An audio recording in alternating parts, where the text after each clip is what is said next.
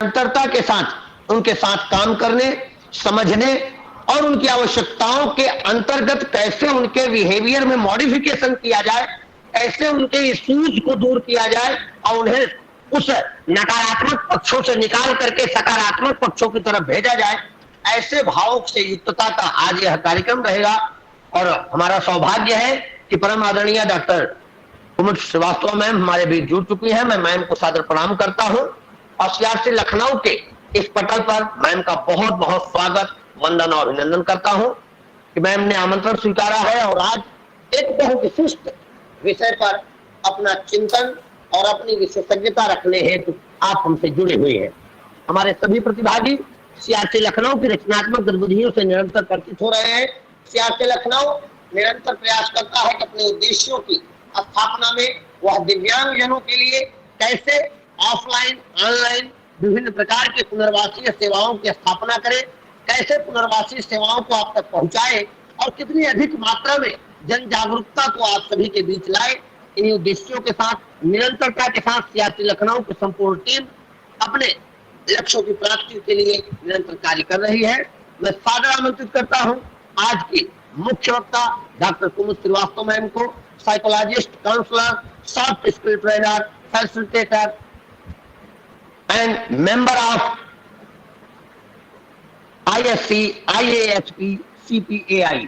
आप आए मैम और अपनी विशेषज्ञता हमारे बीच रखें। परम आदरणीय डॉक्टर कुमुद श्रीवास्तव मैम। नमस्कार और बहुत धन्यवाद। आप सबसे बात करने का, आपके साथ जुड़ने का जो एक मौका मिला है, इससे मुझे बहुत प्रसन्नता हो रही है और आप सबका बहुत धन्यवाद कि मुझे ये मौका दिया, विशेष तौर से पंकज जी का। मैं प्रैक्टिस करती हूँ एज ए साइकोलॉजिस्ट, तो न सिर्फ स्पेशल बच्चों बल्कि हमारे बाकी सारे बच्चों के साथ मेरा कुछ अनुभव है जो आज सीआरसी के इस मंच पर मुझे साझा करने का मौका मिल रहा है। Nagesh sir, thank you very much. और मैं थोड़ा स्क्रीन भी शेयर करना चाहूँगी ताकि बातचीत को थोड़ा अच्छे से डिस्कस किया जाए। और मैं चाहूँगी कि सब लोग कुछ ना कुछ इंटरेक्ट करें, क्योंकि इंटरेक्शन से हम लोग बहुत कुछ सीखते हैं और बहुत कुछ जानने को मिलता है। तो बातचीत का भी सिलसिला चलता रहेगा तो बहुत अच्छा लगेगा। विषय आपने बहुत अच्छा चुना है, बहुत ही ज़्यादा महत्वपूर्ण है, बहुत आवश्यकता भी है इसकी, क्योंकि बहुत सारे लोग इस तरह की चीज़ों से लगे हुए हैं और बहुत सारी चीज़ों में उसमें जूझ रहे हैं और हमारे बच्चों की बहुत सारी चीज़ें सामने आ ही नहीं पाती हैं। हेलो, मेरी आवाज़ क्लियर है सर? जी, आपकी आवाज स्पष्ट है मैम, प्रेजेंटेशन आपका आ रहा है। Thank you. ये जानना बहुत ज़रूरी है। सर, बहुत सारे ऐसे हमारे बच्चों के इश्यूज होते हैं जिनको कि माँ बाप अलग अलग नाम देते हैं या स्कूल्स में टैग कर दिए जाते हैं और फिर वो एक सफरिंग बन जाती है। काफ़ी लंबे समय तक वो रहता है और बच्चों के अंदर छोटी छोटी नोट बनी रहती हैं जो उनके मेंटल डेवलपमेंट और बेस्ट आउटपुट को नहीं आने देता है। एक्चुअली ये इसीलिए बहुत महत्वपूर्ण है। बिहेवियरल इश्यूज को हैंडल करना इसलिए बहुत ज़रूरी है कि वो आदत में कन्वर्ट ना हो जाए, ब्रेन उन चीज़ों को एडॉप्ट ना कर ले और लाइफ लॉन्ग उन चीज़ों के साथ में बच्चा रहे तो वो अपना बेस्ट आउटपुट नहीं दे पाता है। हम लोग सब अपने बेस्ट आउटपुट के लिए ही काम करते हैं कि जो मेंटल कैपेबिलिटीज हमारे पास हैं वो उसका रिजल्ट आना चाहिए, आपके लिए, आपके परिवार के लिए और आपकी सोसाइटी के लिए। साथ साथ जो हमारे बच्चे हैं उनके लिए ग्रोइंग टाइम है। अगर उनके ग्रोइंग टाइम में, लर्निंग टाइम में दूसरे इश्यूज आ गए जिसमें वो उलझ गए, उसकी वजह से अन्य दूसरी छोटी छोटी चीज़ों में फंस गए, तो हमारे बच्चे उन चीज़ों जो उनको सीखना चाहिए, जहाँ उनको ग्रो करना चाहिए, जहाँ उनकी पर्सनालिटी डेवलप होनी चाहिए, उसमें एक बाधा भी आ जाती है। So CRC Lucknow, thank you so very much for selecting this very valuable topic. I will start my discussion with you all. Behavioural issues का सीधा सा मतलब होता है डिसरप्टिव बिहेवियर, जो कि कई बार किसी बच्चे का कोई एक व्यवहार अगर गड़बड़ होता है या जिसको कि हम सोशल मॉरल नॉर्म्स में नहीं एक्सेप्ट करते हैं, वो 6 महीने तक भी ऐसा होता है कि चल जाता है, जिससे कि स्कूल में प्रॉब्लम होती है, घर में प्रॉब्लम होती है और सोशल सिचुएशन जो हमारी होती हैं, तो सोशल बिहेवियर होता है, वहाँ पर वो बाधा होती है। अगर कोई चीज़ अकॉर्डिंग टू नॉर्म नहीं होती है तो जो हमारे गार्जियन होते हैं, केयर गिवर होते हैं, पेरेंट्स होते हैं और टीचर्स होते हैं, उनके जो रिएक्शंस आते हैं उससे बच्चों का मन बहुत खराब होता है और बच्चों की सारी एनर्जी, सारा फोकस उनकी उन बिहेवियरल इश्यूज में ही उलझ के रह जाता है। And this is the difference from the challenging behaviour. ये बहुत ज़रूरी है समझना कि चैलेंजिंग बिहेवियर चिल्ड्रन और जो उनका है उसको समझे कि वो सिर्फ डिस्प्ले हो रहा है या वास्तव में उनकी वो आदत में आ गया है। यूं तो देखा जाए तो हर बच्चे के अंदर कुछ टैंट्रम होते हैं, और क्यों ना हो। बचपना इसी को तो कहते हैं कि वो जैसा चाहे वैसा फील करे और वैसा कहें और जिस तरह से चाहे वैसे कहें। But there is a very thin line कि कब वो टैंट्रम है और कब वो बिहेवियरल इश्यूज है, कब टेम्परेरी है और कब वो हैबिट में कन्वर्ट हो रहे हैं। चाहे वो एग्रेशन हो, चाहे उनका अलग तरीके से बोलने का तरीका हो, या उनके कुछ रिस्की बिहेवियर अडॉप्टेशन भी हो। While challenging these behaviors are a normal part of child development. Yes, बच्चेपन के डेवलपमेंट के से रिलेटेड बहुत सारी चीज़ें नॉर्मल भी होती हैं, लेकिन अगर वो आदत में आती हैं तो फिर हमें चेक करना चाहिए। ये संभव है कि कोई 4 साल का बच्चा है कभी किसी खिलौने के लिए मचल जाए और बेहद जिद पे आ जाए, पर वो हर चीज़ के लिए उतनी ही जिद करेगा, तो वो कुछ नॉर्मल सा नहीं लगता है। वहाँ पर ये ज़रूरी होती है कि उसके लिए इंटरवीन किया जाए और उसको चेक किया जाए, कारणों को भी और निवारण को भी। एक्चुअली हम लोग जब निवारण की बात ना करें तो फिर डिस्कशन सारा बेकार हो जाता है। सो ये बहुत इम्पोर्टेंट इशू है कि बच्चों के बिहेवियरल इश्यूज जो कि एडोलसेंस में बहुत ज़्यादा हावी हो जाते हैं, उनकी पर्सनालिटी को ख़राब करते हैं, उनके बेस्ट मेंटल आउटपुट को नहीं लेकर आ पाते हैं, तो हम लोगों को इस पे ध्यान देना, इस पे चर्चा करना बहुत ज़्यादा इम्पोर्टेंट है और इसकी गंभीरता को भी समझना उतना ही आवश्यक हो जाता है। Often they are the result of strong emotions that the child is expressing in the only way they know how. Yes, it is very much true. I've seen many students, बहुत सारे बच्चों के साथ में काम किया है, क्योंकि संयोग से मैंने बहुत सारे स्टेट्स के अलग अलग स्कूलों में एज अ काउंसलर काम किया है, और सीबीएसई की काउंसलर होने के नाते मैंने बहुत सारे स्कूल्स को और विजिट किया हुआ है। तो बच्चे जब उनके इमोशंस डिस्टर्ब होते हैं, चूँकि उनको इमोशनल बैलेंस नहीं आता है, तो वो किसी भी तरह से अपने इमोशंस को प्रेज़ेंट कर देते हैं और वो उनके बिहेवियरल इश्यूज़ की तरह हमारे सामने आ जाते हैं। Behavioral disorders are classified as a pattern of behavior that are disruptive and harmful to you and those around you. Sorry to बिल्कुल। Interrupt you ma'am, sorry ma'am. Yes please ma'am sir. आपकी PPT hang कर चुकी है, please एक बार उसे represent करें और first slide से मैम ठीक कंटिन्यू है, एक करें। बार स्टॉप करके लास्ट फिर से स्लाइड कर आ रही लेते है। हैं। जी जी, लास्ट स्लाइड आ रही है। ठीक है सर, करती हूँ।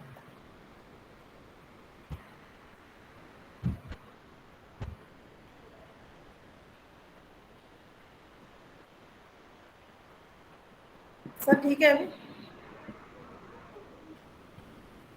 सर फर्स्ट स्लाइड आ गई। अभी प्रेजेंटेशन नहीं आई मैम, पुनः प्रेजेंट करें। अच्छा sir.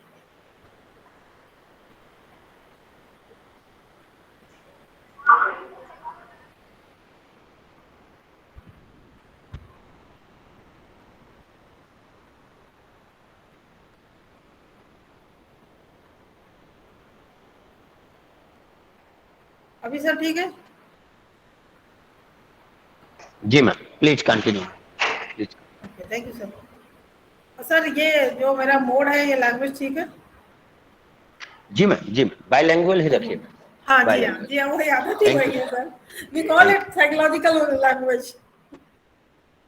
So behavioral disorders are classified as a pattern of behavior that are disruptive and harmful to you and to those around you.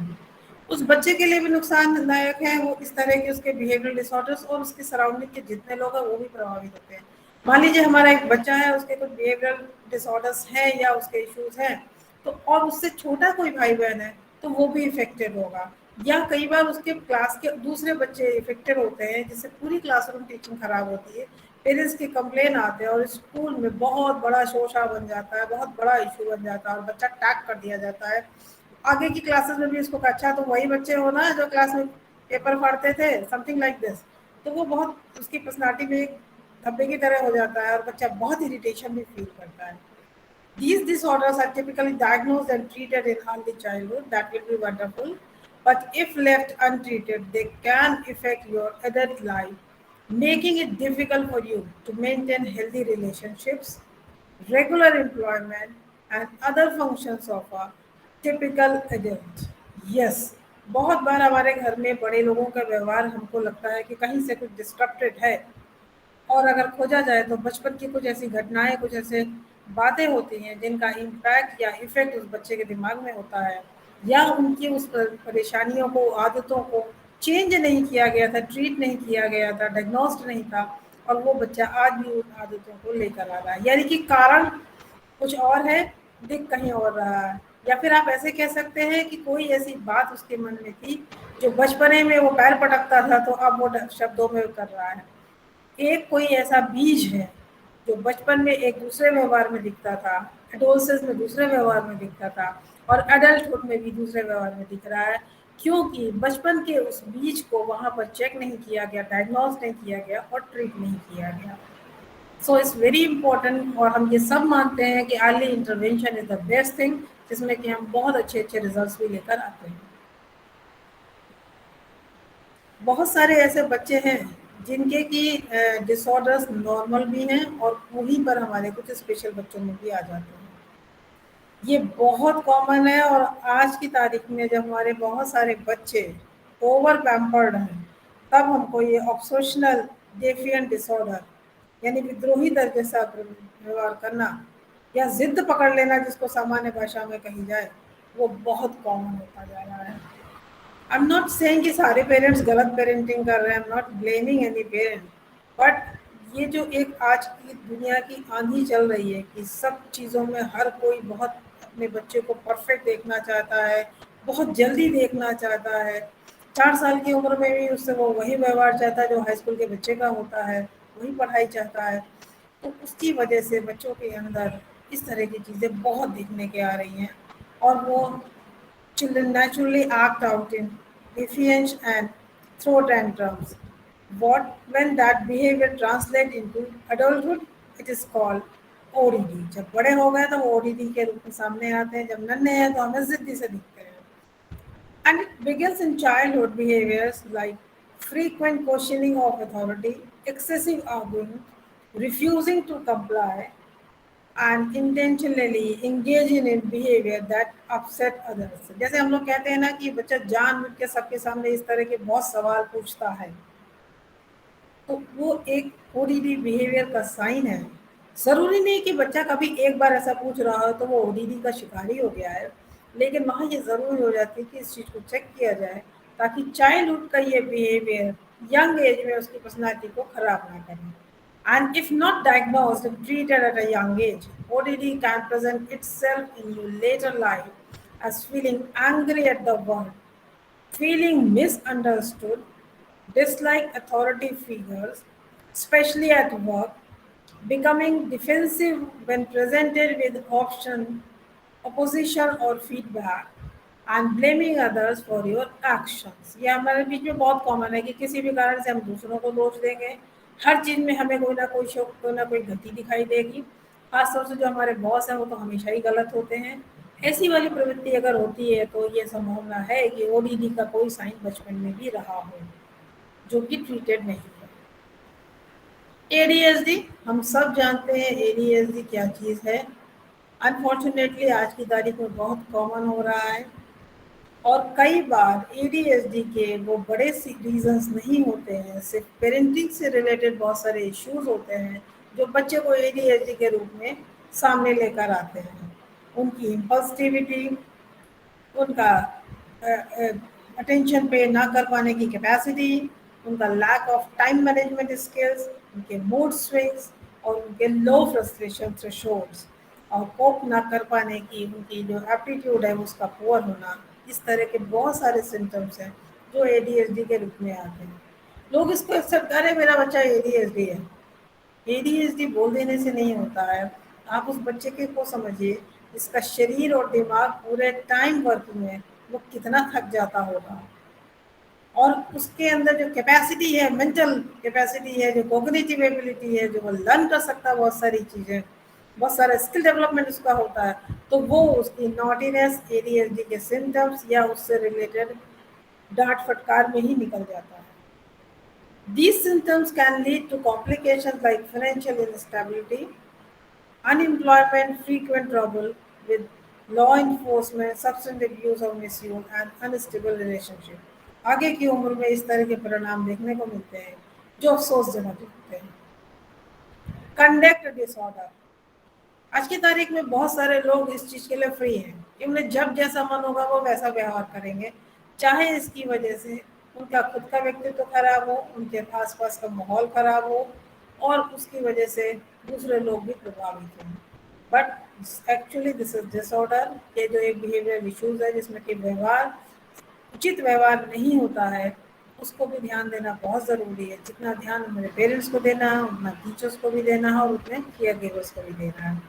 Conduct disorder occurs when you struggle with antisocial behaviors, following rules and showing empathy towards those around you. Signs of this disorder usually appear around the age of 16 and include starting physical altercations, engaging in bullying or threatening your peers, stealing, destroying or breaking into private property.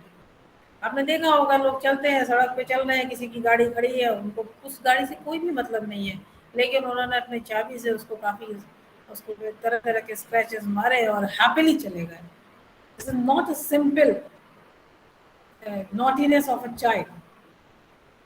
हमारे बच्चों की शैतानियाँ हमें बहुत पसंद है, सबको अच्छा लगता है, लेकिन हर उम्र की एक शैतानी आपको मज़ा देती है और वही शैतानी किसी और उम्र में बच्चे को सज़ा दिलाती है। तो इस तरह के बिहेवियर कनेक्टेड डिसऑर्डर, इसमें मैं मेरे बच्चे को किसी भी चीज़ के लिए ना नहीं कहूँगा और मैं मेरे बच्चे को किसी भी चीज़ के लिए नहीं टोकता हूँ।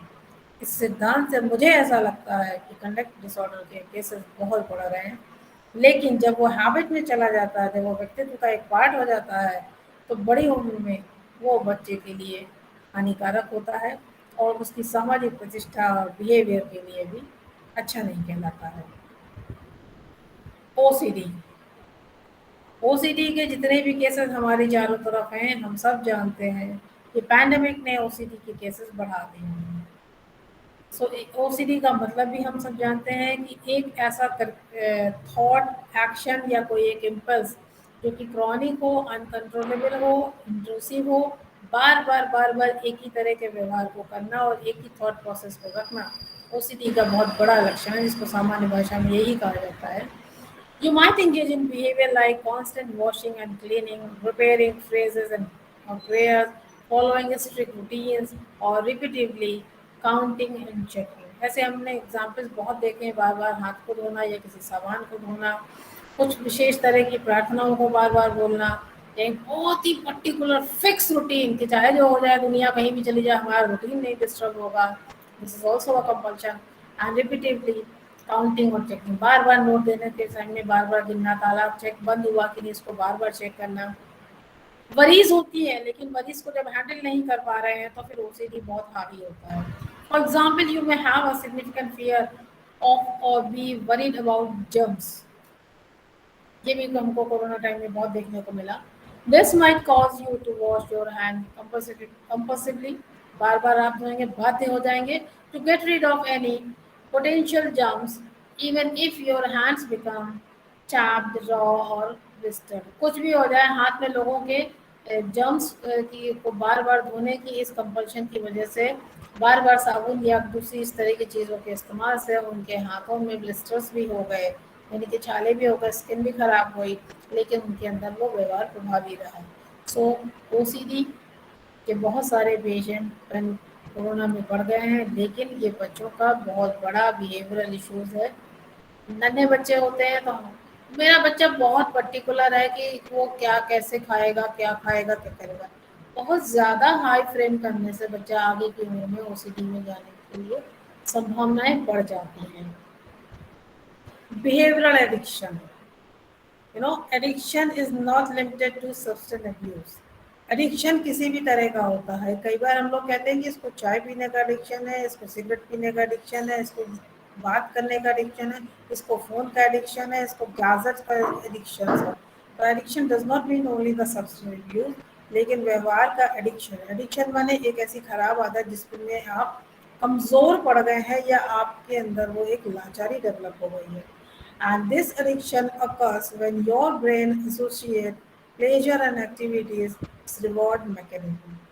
कोई ऐसा व्यवहार, कोई ऐसा एडिक्शन, कोई ऐसी आदत पाल लेना जिसमें ब्रेन को कुछ हैप्पीनेस फील होती हो, तो वो व्यवहार, वो एक्टिविटी एक आदत बन जाए तो उसको बिहेवियरल एडिक्शन कहते हैं। There are many behaviour that you can become addicted to, including gambling, sex, internet, shopping, video games और बिंजे ईटिंग। आपने देखा होगा वीडियो गेम्स के एडिक्शन बच्चों को कहाँ तक ले जाते हैं। पिछले दिनों ही हम लोगों ने ब्लू वेल्स और पबजी जैसे गेम्स में सफर्ड बच्चों को देखा। इंटरनेट की जरूरत से ज्यादा सफरिंग या बहुत ज्यादा over use of gadget according to the age of the child, उसकी वजह से हमारे बहुत सारे बच्चों के अंदर एक ड्रग एडिक्ट जैसे सिम्टम्स डेवलप हो गए हैं। इवन मैंने खुद अपने पर्सनल काउंसलिंग में से बहुत केस देखे, बिहेवियरटिक्स के केसेस देखे। और बिंजे ईटिंग की बीमारी में तो लोगों को जानकारी नहीं है। उनको लगा मेरे बच्चे को तो जो पसंद होता है ना वो खूब खाता है, कल इसने 6 केले खा लिए, भले बच्चा 6 ही साल का क्यों ना हो। फॉर एग्जाम्पल बच्चा कुछ भी खा रहा है तो उसका भी एक प्रपोर्शन होता है, उसका भी एक सिस्टम होता है। और अगर बच्चे के अंदर ईटिंग डिसऑर्डर्स हैं, कम खाने को लेकर, ज़्यादा खाने को लेकर, रिपीटेडली के लेकर, या एक ही चीज़ को बहुत ज़्यादा खाने को लेकर, कुछ बच्चे ऐसे होते हैं बड़ी उम्र तक भी खाना खाते हैं तो गिराते हैं, तो वो सब बिंज ईटिंग के साइंस होते हैं जो कि यूजुअली इग्नोर्ड होते हैं। इसके अलावा कुछ और भी बिहेवियरल इश्यूज बच्चों में पाए जाते हैं। ईजिली गेटिंग एनॉयड और नर्वस, कभी भी किसी बात पे गुस्सा हो जाएंगे या घबरा जाएंगे। ऑफन अपेयरिंग एंग्री, जब देखो तो मुंह ही बना रहता है या नाराज भी रहते हैं। putting blame on others, refusing to follow rules और questioning authority। आज भी बहुत सारे ऐसे बच्चे हैं जिनको कि मालूम है कि लाइन लगाना नहीं पसंद है, रेड लाइट पे हॉर्न बजाना पसंद है या रेड लाइट को ब्रेक करके ड्राइव करना पसंद है। Arguing and throwing temper tantrums, it's very common, सब जानते हैं। किसी भी चीज में बहस करना और उलझ जाना। बहस किसी अच्छी चीज के लिए की जाए तो एक बढ़िया निष्कर्ष भी लेकर आती है, लेकिन किस उम्र का व्यक्ति किसके साथ में कितनी बहस के साथ में जा रहा है वो उसका बिहेवियरल इश्यूज हो जाते हैं। Having difficulty in handling frustration, किसी भी तरह का फ्रस्ट्रेशन लाइफ में आएगा ही आएगा, उसको वो संभाल नहीं पाते हैं क्योंकि उनके अंदर इमोशनल बैलेंस नहीं होता, वो मैच्योर नहीं होते हैं और कोप अप भी करना नहीं आते हैं। तो जब अपने फ्रस्ट्रेशन को नहीं संभाल पाते हैं तो उनका बिहेवियर बहुत ही डिसरप्टेड होता है। आपको एक एग्जाम्पल दूँ, 9th क्लास के बच्चे का अपने फ्रस्ट्रेशन और अपने गुस्से को निकालने के लिए उसने अपने घर के बॉक्स में रखे हुए ब्लैंकेट्स को काट दिया। पेरेंट्स को पता ही नहीं उसने कब कैंची उठाई, ब्लैंकेट्स काट दिए। क्या 9th क्लास का बच्चा इतना नहीं समझता कि ब्लैंकेट की क्या उपयोगिता है और उसकी क्या वैल्यू है? लेकिन फ्रस्ट्रेशन हैंडल नहीं हुए और उसके बाद में उसने काट दिया। इसके अलावा बहुत सारे बच्चों में बिहेवियरल इश्यूज में रिस्की बिहेवियर भी होता है, किसी भी तरह का वो रिस्क उठा लेंगे। और आपने देखा होगा कि बहुत सारे बच्चे बाइक को अलग अलग तरीके से चलाते हैं, उसके लिए बहुत स्मार्टनेस वो शो करते हैं। कितना रिस्की बिहेवियर होता है, कैसे कैसे एक्सीडेंट्स होते हैं, कैजुअलिटीज भी होती हैं। तो इस तरह के हमारे बिहेवियर इश्यूज में, जिनमें छोटा सा मैंने प्रकाश डालने की कोशिश की है कि सारे बिहेवियर इश्यूज ऐसे नहीं है जो नॉर्मल बच्चों के ही हों या स्पेशल बच्चों के हों। लेकिन अगर हमारे बच्चों के अंदर किसी भी तरह के बिहेवियर इश्यूज हों तो उनको समझना, उनकी एनालिसिस करना, उनका असेसमेंट करना और उनके लिए ट्रीटमेंट प्रोवाइड करना, ये हम लोगों की एक मेंटल हेल्थ प्रोफेशनल होने के नाते एक जिम्मेदारी बनती है। और पेरेंट्स को भी उनके लिए आगाह करना बहुत इम्पोर्टेंट है। Diagnosis. It's important to consult a mental health professional and sometimes pediatricians भी आपको इस बारे में सलाह देते हैं that if a child may have a behavioral disorder, तो आप क्या करें, आपको एक mental health professional बता सकते हैं, आप कैसे pediatricians भी आपको बता सकते हैं। और कई बार ऐसे केसेस में हम लोगों को चाइल्ड साइकियाट्रिस्ट भी मदद करते हैं। A specialist can diagnose the disorder through an assessment process. They diagnose a behavioral disorder when the disruptive behaviors are severe, persistent, and outside the norms of the child's development stage. यानी कि एक बच्चे की जो developmental stages होती हैं कि किस उम्र में किस बच्चे की कितनी लर्निंग होनी चाहिए, क्या उसका व्यवहार होना चाहिए, अगर वो उस सीमा से परे हैं तो वो एक डिसरप्टिव बिहेवियर आएंगे, बिहेवियरल इश्यूज की कैटेगरी में आएंगे और बिहेवियरल डिसऑर्डर्स की कैटेगरी में भी आएंगे। तो वहाँ पर डायग्नोसिस इम्पॉर्टेंट हो जाती है। It is not possible for parents and care giver to diagnose behavioural disorders themselves, क्योंकि हमें हमारा बच्चा बहुत प्यारा है और हम उसकी हर चीज़ को पसंद करते हैं या बर्दाश्त भी कर लेते हैं। तो इसलिए कई बार पेरेंट्स और जो दूसरे केयर गिवर हैं वो बहुत सही डायग्नोसिस नहीं कर पाते हैं। इसके अलावा पेरेंट्स फोकस होते हैं दूसरी चीज़ों पे, उनके पास में एक नहीं बहुत सारी चीज इश्यूज होते हैं, और जो मेंटल हेल्थ प्रोफेशनल होते हैं वो होते ही इसी के लिए है कि डायग्नोसिस कर पाए। An early diagnosis can significantly improve the effectiveness of treatment. Yes, you all will be agree with this. And this may include कैसे हम डायग्नोसिस करेंगे। सबसे इम्पोर्टेंट हो जाता है चाइल्ड ऑब्जर्वेशन, जब हम बच्चों को ऑब्जर्व करते हैं। बिहेवियर चेकलिस्ट, सब लोग अपने पास एक बिहेवियर चेकलिस्ट रखते हैं जिसके अकॉर्डिंगली नॉर्म्स के अकॉर्डिंगली उसको बनाते हैं और उसके हिसाब से बच्चे के बिहेवियर को चेक करते हैं। Standardize questionnaires interviews parents, caregivers और teachers, and sometime we can conduct any situational testing also. So ये डायग्नोसिस करना बहुत ज़रूरी है और इस डायग्नोसिस में पेरेंट्स, टीचर्स, इन सबकी हेल्प भी बहुत मिलती है। The treatment or management of behavioral issues can vary depending on the child's needs, their family's needs, and the type and severity of their disorder. किस उम्र का बच्चा है, उसकी क्या आवश्यकताएं हैं, क्या उसकी कोई और भी आवश्यकताएं हैं। फॉर एग्जाम्पल एक ऐसा बच्चा है जिसके बहुत सारे बिहेवियर टैंट्रम्स हमें देखने को मिल रहे हैं, लेकिन हम ये भी देखते हैं कि बच्चे को कोई फिजिकल प्रॉब्लम भी है, यानी कि उसको कोई बीमारी है, कोई किसी तरह की दिव्यांगता है, तो वहाँ पर भी ये ज़रूरी होता है कि उसके हिसाब से उसकी ट्रीटमेंट किया जाए। परिवार की किस तरह की आवश्यकता है, किस तरह का स्वरूप है, क्या रिसोर्सेज हैं, क्या उनकी समझ है, कितने वो जानते हैं इस चीज़ में, कितने जागरूक हैं, तो उसके हिसाब से हम ट्रीटमेंट प्लान बनाते हैं। और समस्या कितनी गंभीर है इसको भी भूलना जरूरी। तो एक पूरा ये 3D मॉड्यूल की तरह बन जाता है। इसके लिए बहुत अलग अलग तरह की अप्रोचेस हो सकती हैं। साइकोथेरेपी ये बहुत इम्पॉर्टेंट है और देखा जाए तो इसके अंतर्गत सब कुछ आ जाता है। Psychotherapy is a treatment for emotional and mental health conditions that involve taking of a quality therapist for an ongoing basis. हमारे यहाँ एक और समस्या है, एक तो लोग वैसे काउंसलर्स के पास जाना नहीं चाहते, उनको लगता है कि हमारे बच्चे को तो काउंसलर हम ही सब कर लेंगे, तो दूसरा क्या बताएगा। दूसरी बात में एक और समस्या ये भी है उसी के साथ साथ कि जब लोग काउंसलिंग के लिए आते हैं तो उनको लगता है कि जो आधा एक घंटे की मुलाकात काउंसलर से हुई है वो एक तो कोई जादुई करिश्मा कर देगी कि पहली मुलाकात में ही सब कुछ एकदम फर्स्ट क्लास हो जाएगा, अकॉर्डिंग टू देयर चॉइस हो जाएगा। और दूसरी बात है एक सिटिंग ही का मतलब complete therapy. So it should be very clear to everybody कि काउंसलिंग में कोई जादू नहीं होता है, काउंसलिंग में समय लगता है और ये एक ऑन गोइंग प्रोसेस होती है। एक दिन की काउंसलिंग टेम्परेरी चीज़ों के लिए होती है, नॉन लिविंग थिंग्स के लिए होती है, लेकिन बच्चे के बिहेवियर से रिलेटेड या उसकी स्पेशल नीड्स से रिलेटेड जब काउंसलिंग होती है तो वो ऑन गोइंग प्रोसेस होती है। Over time, psychotherapy can help you better understand your feelings and help you cope with difficult emotions so they don't interfere with your work, personal relationship, and other aspects of your life. तो psychotherapy आपको एक अच्छे relationship और एक अच्छे work output की तरफ ले जाती है ताकि आपके जीवन के खूबसूरत मायने हो और आपका जीवन सफल और उपयोगी हो। पेरेंट मैनेजमेंट ट्रेनिंग, बच्चों से रिलेटेड कोई भी चीज़ हो तो उसमें पेरेंट्स का शामिल न किया जाए ऐसा तो संभव ही नहीं है। बल्कि मैं तो हर चीज़ के लिए पेरेंट्स को ही ब्लेम और ब्लेम करती हूँ क्योंकि वहीं से निकल के सब चीज़ें आती हैं। और कई बार हमारे बच्चे बहुत छोटे होते हैं जिनकी काउंसलिंग की आवश्यकता से इम्पोर्टेंट होता है उनके पेरेंट्स की काउंसलिंग करना। पेरेंटल टीचिंग और ट्रेनिंग बहुत ज़रूरी है।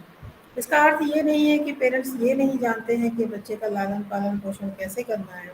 इसका अर्थ ये है कि आप अपने बच्चे के लिए बेस्ट क्या करें, और या कभी कभी आपकी चीज़ें या आपकी केयर ओवर तो नहीं हो रही है। तो इसलिए पेरेंटल टीचिंग और ट्रेनिंग बहुत अच्छी चीज़ है। आई होप CRC इस पे भी एक सीरीज लेकर आए तो बहुत अच्छा रहेगा। So parent management training means this helps parents and caregivers manage their child's behavior, learn effective ways of communicating with them, and effective ways of setting rules and boundaries. For young children, this is often the main approach. बड़ों छोटे बच्चों के लिए तो ये बहुत important है कि पेरेंट्स को ये बात सिखाई जाए कि किस तरह से करें। हाँ, एक इसमें इम्पोर्टेंट पॉइंट ये भी बहुत ज़रूरी इंक्लूड करना चाहूँगी कि हम अपने पेरेंट्स को ये भी बोलना चाहेंगे कि हमारे बच्चों की कैपेबिलिटीज़ को या उनके बिहेवियर को, उनके बातचीत के तरीक़ों को, उनकी ज़िद्दों को, उनकी मेंटल एज के हिसाब से ही समझें। आपकी उम्र और बच्चे की उम्र में अंतर है। अगर आप उसकी उम्र में जाकर उसकी चीज़ों को समझेंगे और उसके मेंटल लेवल के हिसाब से उसको रीजनिंग देंगे तो बच्चा ज़रूर एक्सेप्ट करेगा। लेकिन जब हम क्लास 2 के बच्चे को बोलते हैं कि तुम पढ़ते नहीं हो तो तुम नौकरी क्या करोगे, तो वो कहता है मुझे नौकरी नहीं करनी है, मेरे पापा के पास ATM कार्ड है। The child is right. तो हम अगर बच्चे के उस उम्र को देखते हुए जाकर जो उसकी मानसिक योग्यता है, जैसा उसका मानसिक विकास है, उसके हिसाब से अगर उसको कोई ना कोई लॉजिक दे, तर्क दे, कारण दे, तो हर बच्चा एक्सेप्ट करता है और वो पेरेंट चाइल्ड रिलेशनशिप में भी बहुत अच्छा काम करती है। Then individual therapy, we all know कि कभी कभी हमें इंडिविजुअल थेरेपी देनी पड़ती है, स्पेशली जो हमारे एडोलसेंट बच्चे होते हैं, यंग बच्चे होते हैं, उनके साथ में डिस्कस करना, उनको सिखाना कि वो इमोशंस को कैसे मैनेज करें, स्ट्रेसफुल सिचुएशन में कैसे सही रिस्पॉन्स करें।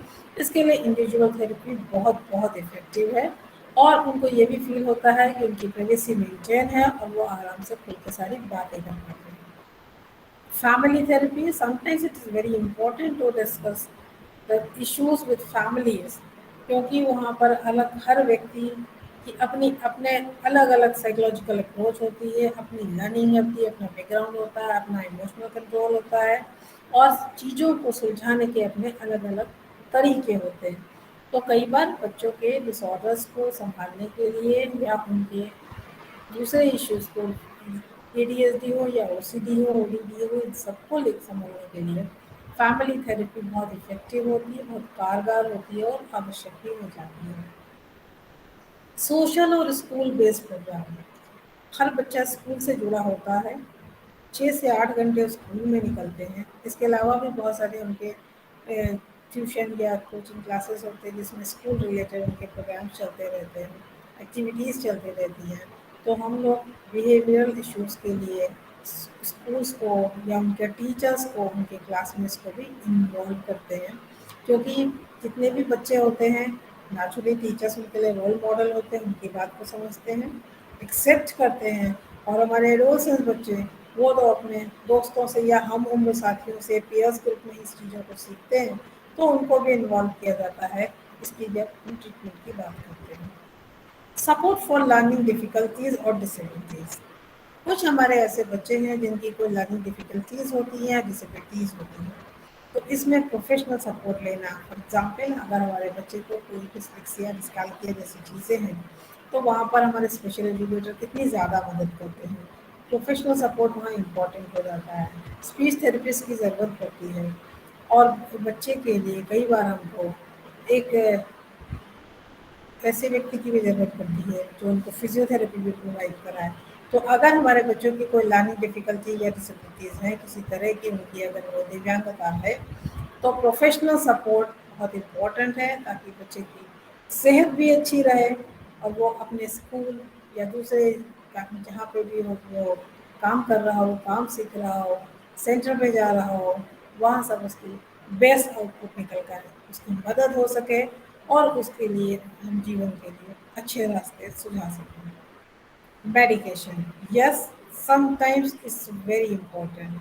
हमारे बहुत सारे पेरेंट्स इस बात के लिए बिल्कुल तैयार नहीं होते कि मैडम काउंसलिंग से काम चल जाए तो अच्छा ही है, दवा ना खानी पड़े।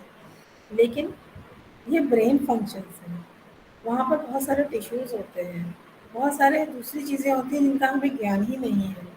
इसके अलावा बहुत सारे हार्मोन्स होते हैं जिनके सिक्रेशन से बहुत सारे बिहेवियर भी इफेक्टेड होते हैं।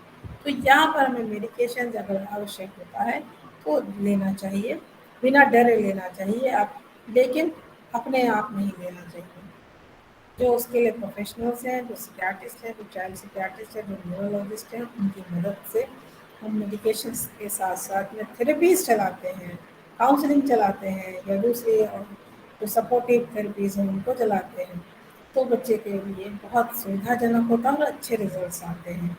चाहे वो ADHD के बच्चे हों या किसी दूसरी मेंटल हेल्थ कंडीशंस के हों, तो मेडिकेशन से उनके सिम्टम्स कंट्रोल हो जाते हैं, उनके अंदर स्थिरता आती है, उनका इम्पेयरमेंट होता है, और बच्चे के अंदर बिहेवियरल डिसऑर्डर्स नहीं आने पाते या सुलझ जाते हैं। पेशेंस, एम्पैथी एंड इनकरेजमेंट, ये तीनों चीज़ें बहुत इम्पोर्टेंट हैं when we are doing some treatment for these children. So patience, empathy and encouragement are important for helping to boost self-esteem. Self esteem नहीं होने से बच्चा हमेशा नर्वस रहता, परेशान रहता और बिहेवियर इश्यूज भी दिखाता है. An authoritative parenting style which involves listening to children, this is all setting reasonable rules and boundaries is also helpful. कई बार हम लोग पेरेंट्स से बोलते हैं कि हम कुछ बात के लिए मना नहीं करते हैं, या कई बार कहते हैं कि no this is not acceptable. तो सीधा से एक छोटा सा सिद्धांत है इसका कि प्यार करो, दुलार करो, लड़ मत करो. या फिर आप ऐसे कह सकते हैं कि हमें कुछ चीज़ों में फर्म होना पड़ता है और कुछ चीज़ों में लीनियंट होना पड़ता है. जहाँ बच्चे की हेल्थ और सेफ्टी की बात आती है, मैं वहाँ पर यही बोलना चाहूँगी कि वहाँ पर पेरेंट्स को एकदम फर्म होना चाहिए. No means no and yes means yes. लेकिन बाकी सारी चीज़ों के लिए लिनेंसी रखी जाए तो एक बेस्ट कॉम्बिनेशन ऑफ पेरेंटिंग का निकल के आता है. It is important to note that boot camp style programmes and tough love are not effective. ये एकदम जो बिल्कुल कहते हैं सेना का अनुशासन लगा दिया एकदम, उस तरह का अगर हम प्रोग्रामिंग करते हैं पेरेंटिंग की, तो वो तो बिहेवियरल डिसऑर्डर्स नहीं कराती है, या कभी कभी बच्चों की व्यक्तित्व को ख़राब भी कर देती है. मैं आपको याद दिमाग में एक एग्जाम्पल आ रहा है एक बच्ची का, जो 11th क्लास की थी और 10th उसने बहुत बढ़िया स्कूल से किया था. बेस्ट रिजल्ट उसका आया था. 11th में उसका स्कूल चेंज हुआ क्योंकि पापा का ट्रांसफ़र हो गया था. फादर उनके आर्मी बैकग्राउंड से थे, तो घर में भी आर्मी का डिसिप्लिन था. बच्ची बहुत काबिल भी थी हर तरह से, और उसने मेरे को बोला कि मेरे फादर चाहते हैं कि मैं IIT क्रैक करूँ, फिर मैं IAS का एग्ज़ाम दूँ. मैं दोनों कर सकती हूँ, लेकिन मैं नहीं करूँगी, क्योंकि बूट कैम्प स्टाइल पेरेंटिंग की वजह से वो बच्ची फ्रस्ट्रेटेड थी, और अब वो ऐसा बिहेवियर डिसऑर्डर में पड़ गई थी जो उसके खुद के व्यक्तित्व को खराब कर रहा था. और परिणाम ये देखने को मिला कि 11th क्लास में उसने एग्ज़ाम के टाइम में चीटिंग करी और स्कूल में उसको डिबार कर. आप सोचिए कितना अफसोसजनक है एक बच्चे का व्यक्तित्व का इस तरह से खराब हो जाना. इस उम्र का बच्चा इन चीज़ों को भूल नहीं पाता है, उसके मन में वो गांठ बन जाती है उस सिचुएशन के लिए, पेरेंट्स के लिए, स्कूल के लिए, न जाने किसके लिए मन में गांठ बन रही है, और फिर बच्चे सफ़र करते हैं. So parenting is always very important. और स्कूल पेरेंट पार्टनरशिप अगर हम चलाते हैं तो वो तो हमारे बच्चे के लिए बहुत बढ़िया प्लेटफॉर्म तैयार करके देते हैं. बट पेशेंस, एम्पैथी और इंकरेजमेंट को नहीं भूलना है, और हर बच्चे के सेल्फ स्टीम को बनाए रखना है. Most children have temper tantrums or display impulsive on defiant behavior at some point. बहुत सारे हमारे बच्चों के पास में ऐसे व्यवहार के नाज़ो नखरे होते हैं, जिनके शैतानियाँ होती हैं या नटखटपना होता है, इम्पल्सिवनेस भी होती है, लेकिन बाउंड्रीज के बाहर होती हैं तो हम उसको डिसऑर्डर में लेके जाते हैं. बाउंड्रीज के अंदर होती हैं तो वो मनमोहक लगती हैं. These are usually a normal part of child development. But in cases where the behavior is persistent, यानी लगातार अगर ऐसा चल रहा हो, constant हो, एक जैसा हो, और outside the norms of the child's age and level of development, it may be a sign of behavioral disorder. यही चेकलिस्ट है और इसी पे हमें एकदम निगाह लगा के रखना, फोकस रहना है, और यहीं से हमको बच्चे की पर्सनालिटी के अंदर में उसकी नेचुरल नॉटीनेस या चाइल्डहुड नॉटीनेस और डिसऑर्डर्स का डिस्क्रिमिनेशन को समझना है. With early and appropriate treatment, families can learn to manage this particular behavior. In many cases, careful treatment improves behaviour over time, हम सब इससे वाकिफ हैं। So thank you so very much for giving me this time, and I would like to discuss with you all.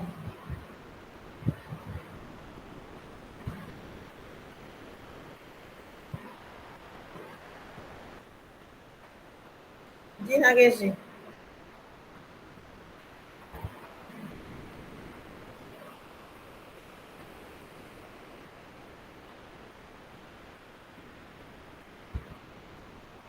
Nagesh sir.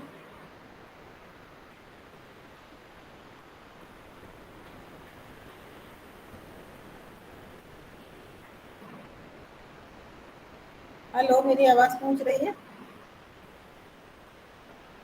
Ji madam. जी।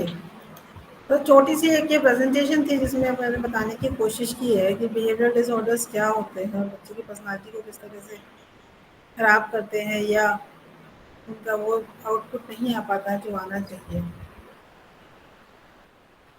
मैं चाहूँगी कि आप लोग भी इस पर अपनी कुछ राय दें और इस पर चर्चा की जाए।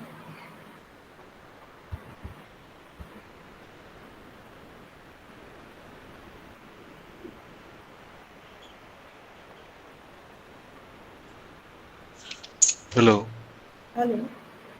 मैडम, एक क्वेश्चन है। नॉर्मली जैसे कि बच्चा पढ़ने, वैसे गैजेट है, टीवी है, जो भी कुछ रीडिंग में, राइटिंग में इतना इंटरेस्ट नहीं लेता, लेकिन जो अदर जो सिस्टम है, गैजेट वगैरह, इसमें सब कुछ अव्वल है। तो ज़्यादा इन्वॉल्व रहता है। हाँ, ज्यादा इन्वॉल्व रहता है, तो उसको कैसे हम हैंडल करें? कुछ ऐसा कुछ आइडिया हो आपके पास तो? जी हाँ। देखिए, सबसे पहले तो जैसे मैंने कहा कि बच्चे की उम्र की बात तो आ ही जाती है, किस उम्र का बच्चा है, किस तरह का फैमिली इन्वायरमेंट है और क्या उपलब्धता है। जैसे आज के टाइम में कुछ मजबूरी भी बन गई बच्चों को गैजेट्स देने की, तो उस किस जी तरह की उपलब्धता है बच्चे की। दूसरी बात ये बहुत इम्पोर्टेंट है, जब बच्चा हमारा पढ़ाई में ध्यान न देकर बाकी चीज़ों में ध्यान दे रहा है तो हमें वहाँ पर ये देखना बहुत इम्पोर्टेंट हो जाता है सुरेश सर, कि जी कोई ऐसा कारण तो नहीं है कि बच्चे की कोई एकेडमिक वीकनेस हो। मान लीजिए बच्चा क्लास 3 में है और उसको क्लास 1 की ही जो उसके सिलेबस था, जो उसके लर्निंग थे, वहाँ पर कोई कमी रह गई हो, तो फिर बच्चा कैसे कोप अप करेगा? मानी हुई बात है कि जो चीज़ें हमें समझ में आती है उसमें हमारा इंटरेस्ट आता है। जी तो अगर उसको मान लीजिए समझ में नहीं आए हो कोई बात, चाहे वो लैंग्वेज रिलेटेड हो, चाहे वो उसकी कोई कंसेप्ट रिलेटेड हो, तो अगर उसकी वो चीज़ें बहुत क्लियर नहीं होंगी तो नेचुरली बच्चे को पढ़ने में मन नहीं लगेगा और वो उनसे भागेगा और दूसरी चीज़ों में, क्योंकि उसके पास में बौद्धिक विकास है, तो दूसरी चीज़ों में वो इन्वॉल्व होगा। तो एकेडमिक वीकनेस को चेक करना बहुत इम्पोर्टेंट है। जी। साथ साथ में उसके पास में बाकी चीज़ों की उपलब्धता किस लेवल की है। पेरेंट कहते हैं कि ये हमारे पास बैठता नहीं है, जब भी हम कुछ भी कहते हैं तो ये इग्नोर करता है, शायद इरिटेट होता है। एजुकेशन के मामले में कुछ भी कहते हैं, लिखने के लिए बोलते हैं तो पेन तक नहीं पकड़ता। बिल्कुल तो सही। इस तरह की प्रॉब्लम आती है। बिल्कुल सही सर, और ऐसा बहुत कॉमन भी होता जा रहा है। जी। और मोबाइल देना पेरेंट की मजबूरी भी हो गई है। और जो भी उसके लिखने के लिए कहते हैं तो ये माइक ऑन करके उस पे बोलता है, वो टाइपिंग है। तो इस तरह के इश्यू आ रहे हैं अभी। तो इसमें कुछ जी हाँ सर। जी। देखिए, जिस बच्चे की आप बात कर रहे हैं कि वो पास नहीं बैठता है या वो गुंजाइश। सुनता नहीं है, कहता नहीं है, ये ज़्यादातर एडोलसेंस बच्चे होते हैं। हो सकता है वो 10 साल की उम्र में ऐसा कर रहा हो सकता है वो 14 साल की उम्र में कर रहा हो। लेकिन अगर आप गौर फरमाइए तो ये वही बच्चा है, जब 3 साल का था तो एक कमरे से दूसरे कमरे में जाने के लिए भी हमसे पूछ के जाता था, या टॉयलेट जाने के लिए भी पूछ के जाता था। तो अगर बच्चा साथ में नहीं बैठ रहा है, साथ में नहीं आपके संग चीज़ों को शेयर कर रहा है, तो there must be some very important reason कि बच्चा उस चीज़ के लिए क्यों उठ रहा है।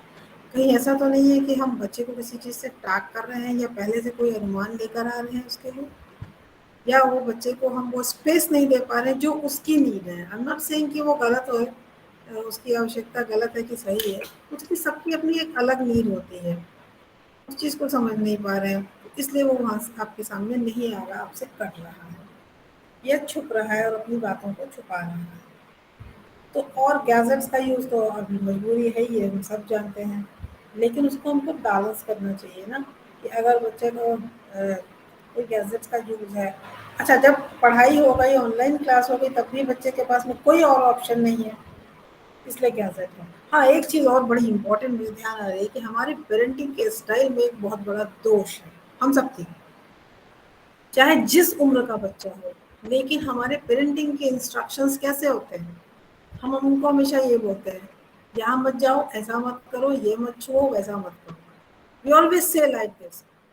हम क्या कितनी बार ऐसा करते हैं कि हम बच्चों को किसी चीज़ के लिए रोकें, टोकें, सिखाएं और साथ साथ उनको कोई ऑप्शन भी दें कि क्या करो, यहाँ मत जाओ, बल्कि मेरे पास आओ और ऐसा काम करो बैठ के। इस तरह के एग्जाम्पल्स हम लोग कितनी बार देते हैं।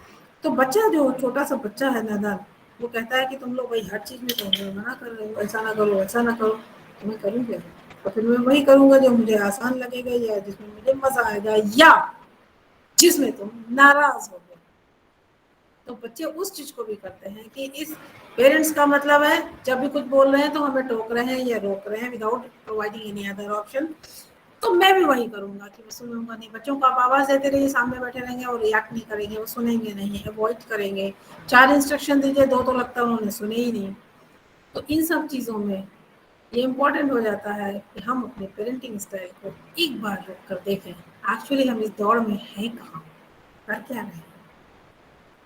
और हमारे बच्चे एक्चुअली कोरिलेट होते हैं, इसलिए अगर हम सिंपली उनके मेंटल लेवल पे आके बात करते हैं, उनकी एक्सेप्टेंस बहुत हाई होती है और वो वही करते हैं जो इनके माँ बाप उनको सिखा रहे हैं या कराना चाहते हैं, लेकिन लगना तो पड़ता ही है। मैडम कई बार ये एसएलडी की प्रॉब्लम हो सकती है बच्चे के अंदर, जिस तरह के इशू आते हैं कि पढ़ नहीं रहा, क्या है, हाँ बिल्कुल हो सकती है, मैंने कहने का ना एकेडमिक वीकनेस हो सकती है। अब जब हम एकेडमिक वीकनेस की बात करते हैं तो हम रीजंस ढूंढते हैं कि हो सकता है उसके अंदर किसी तरह की एलडी की प्रॉब्लम हो। और जो आपने एक बड़ा इंपॉर्टेंट पॉइंट कहा था, लिखने वाला, लिखने वाले बहुत सारी चीजें होती हैं। बहुत सारे पेरेंट्स की कंप्लेन आती है कि लिखते नहीं है। कई बार होता है स्कूल में तो लिख लेते हैं, घर में नहीं लिखते, और बहुत बार होता है स्कूल, घर में तो सब लिखता है, स्कूल में नहीं लिखता है। और अगर आप किसी प्रोफेशनल को देखिए और प्रोफेशनल उसमें जब इन्वॉल्व होगा तो सबसे पहले तो वो यही देखेंगे कि बच्चे के अंदर फाइन मोटर स्किल डेवलप ही नहीं हुई, वो लिखेगा कैसे। और हमारे पेरेंट्स को उसकी जानकारी नहीं होती है, उन्हें बस ये लगता है कि लिखता नहीं है, नोटी है, लिखता नहीं है, बात नहीं सुनता है। और दरअसल उसके अंदर वो कैपेबिलिटी ही नहीं डेवलप होती है, या उसका पेंसिल पकड़ने का तरीका गलत होता है, या उसके अंदर एक फियर होता है कि कहीं मैं गलत ना लिख दूँ, स्कूल में सब क्या बोलेंगे, डांट पड़ेगी, नेगेटिविटी तो किसी को नहीं अच्छी लग सकती। तो ये भी एक बहुत बड़ा रीज़न होता है जिसमें कि हमारे बच्चे उस तरह से परफॉर्म नहीं करते हैं या नहीं लिखते हैं जैसा उन्हें करना चाहिए। तो इसलिए कारणों को सही तरीके से जानना और समझना बहुत इम्पोर्टेंट है।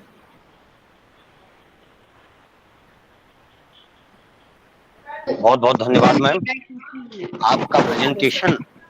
आपका प्रेजेंटेशन इतना सारगर्भित था, इतना विषयगत था कि उस पर विशेषज्ञता के भाव हमारे सभी प्रतिभागी जो हैं कहीं न कहीं किसी न किसी रूप में वो चाह तो अवश्य रहे होंगे कि कुमुद मैम को किसी न किसी रूप में मैं और सुनूं, प्रश्नों के ही आलोक में सुनूं।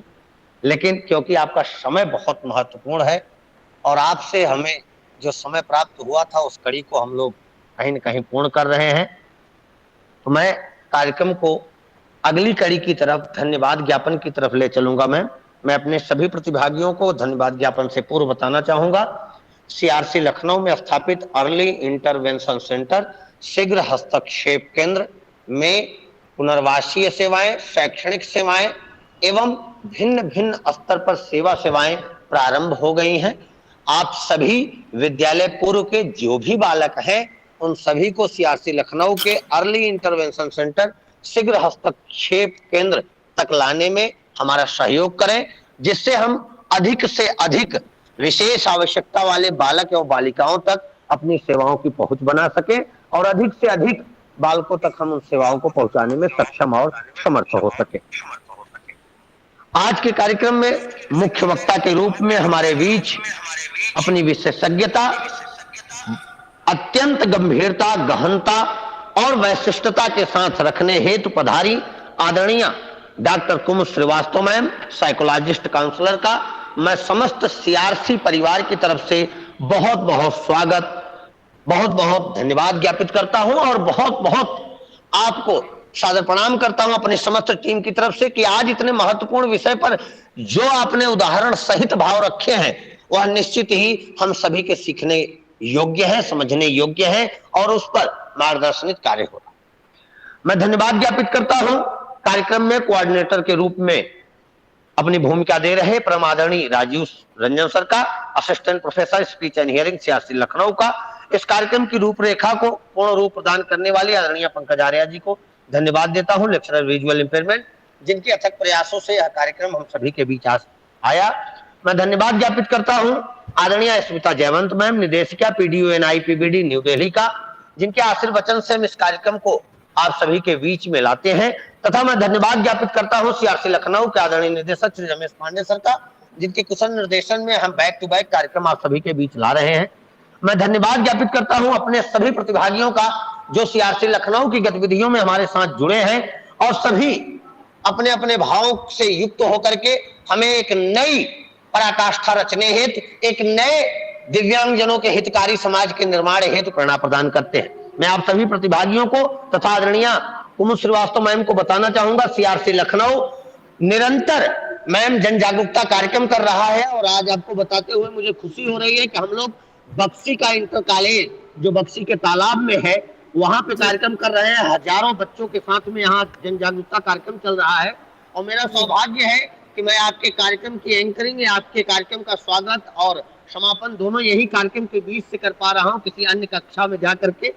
तो मुझे बड़ा हर्ष होता है कि जब सीआरसी लखनऊ ऑनलाइन और ऑफलाइन अपनी गतिविधियों को लेकर के समाज में रह रहे विशेष आवश्यकता वाले बालक एवं बालिकाओं और अंतिम स्तर पर बैठे हुए दिव्यांगजनों तक पहुंचने के लिए तत्पर और तैयार है। तो आप जैसे अभिभावकों का, आप जैसे विशेषज्ञों का, आप जैसे विशेष शिक्षा में काम करने वाले पुनर्वास व्यवसायिकों का यह नैतिक दायित्व बनता है। आकांक्षा करते हैं हम कि आप सभी आए, हाथ से हाथ मिलाए और सीआरसी लखनऊ अपनी सेवाओं को आप तक कैसे और अधिक मात्रा में पहुंचा पाए, इस योग भी हम सभी लोग चिंतन करें। आप सभी का मैं डॉक्टर कुमुद मैम का सादर धन्यवाद ज्ञापित करता हूं और आप सभी से यही चाहूंगा कि हमारे टेक्निकल एक्सपर्ट द्वारा आपको जो पीपीटी प्रदान की जाएगी सभी लोग विधिवत उस पीपीटी को भर लेंगे जिससे उन्हें सर्टिफिकेशन हो पाएगा। मैं चैट बॉक्स में देख रहा था कई हमारे सीआरई के प्रतिभागी, कई हमारे कार्यक्रमों के प्रतिभागी सर्टिफिकेशन के लिए लिख रहे थे। मैं आपसे विनिमत कहना चाहूंगा, सर्टिफिकेट अगर आपको नहीं प्राप्त हुआ है तो एक बार अपना मेल चेक कर लें, हम मेल से देते हैं, वहां भी नहीं प्राप्त हुआ तो आप मुझे फोन से संपर्क कर लें या ऑफिस में संपर्क कर लें, हम आपको सर्टिफिकेट दे देंगे। उसके लिए आप किसी तरीके से परेशान न हो। आप सभी का बहुत बहुत धन्यवाद। आप सभी लोग कार्यक्रम में विधिवत फीडबैक फॉर्म भर के लेफ्ट कर सकते हैं। पुनः डॉक्टर कुमुद मैम को सादर प्रणाम और बहुत बहुत धन्यवाद मैम, सादर धन्यवाद। सभी लोग लेफ्ट कर सकते हैं। हेलो नागेश सर, फीडबैक का लिंक नहीं आया है। नागेश सर आपके ग्रुप में भेज दिया जाएगा। मैं कार्यक्रम में हूँ, इस कारण से मैं यहाँ पर पूर्ण करना चाहूंगा। जिनकी भी क्वेरी होगी प्लीज आप मेरे नंबर पर 2 घंटे बाद जब मेरा लेक्चर यहाँ पूर्ण हो जाएगा मैं आपसे बात कर लूंगा। सभी को धन्यवाद। Okay sir, thank you. बहुत बहुत धन्यवाद आप सबका, पूरी टीम का। और आगे कोई आवश्यकता होगी तो जरूर याद Nagesh sir. Thank you CRC Lucknow और सबको वर्ल्ड मेंटल हेल्थ डे 10 अक्टूबर के लिए बहुत सारी शुभकामनाएं। Thank you ma'am, same to you. Nagesh मेरा सर। मेल आईडी भी मैंने डाल दिया है, कोई आवश्यकता हो तो बताइए। जी मैम। नागेश सर